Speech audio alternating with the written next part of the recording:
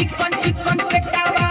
ढेर दिन को भइल बावे भेटावा छुए दे अपन चिकन चिकन पेटावा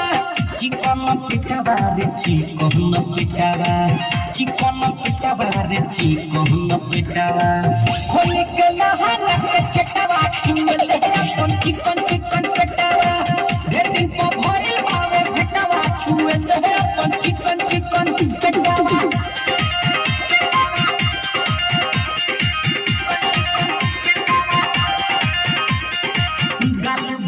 यही नसीली कोरोना चुना सुना ये हो रसीली अरे चुने गाना एक करे जा गाल पर गोरे गोरे यही नसीली कोरोना चुना सुना ये हो रसीली बोले ना ले बेटा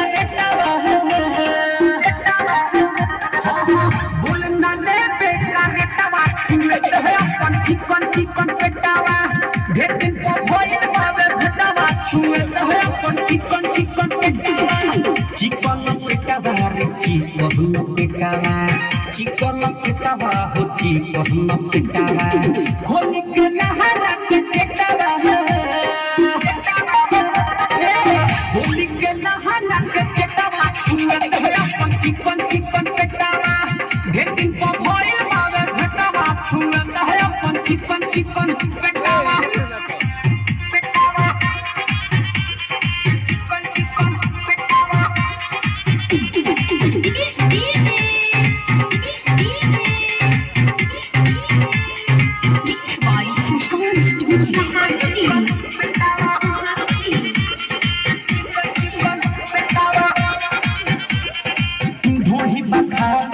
लागे होगा खुल के दिखा तो रानी नीचे वाला सौदा देखा तो एक ढोढ़ी बखाल तोहर लागे होगा खुल के दिखा तो रानी नीचे वाला सौदा तबे तो होए तोरा बेटावा तबे तो होए तोरा बेटावा छुए दे अपन चिकन चिकन पेटावा ढेर दिन तो भइल छुए तो है अपन चिकन चिकन पेटावा चिकन पेटावा हो चिकन पेटावा रे चिकन पेटावा खोल के नहरा के चटावा अरे खोल के नहरा के चटावा छुए दे अपन चिकन चिकन पेटावा ढेर दिन को भइल बावे भेटावा छुए तो है अपन चिकन चिकन पेटावा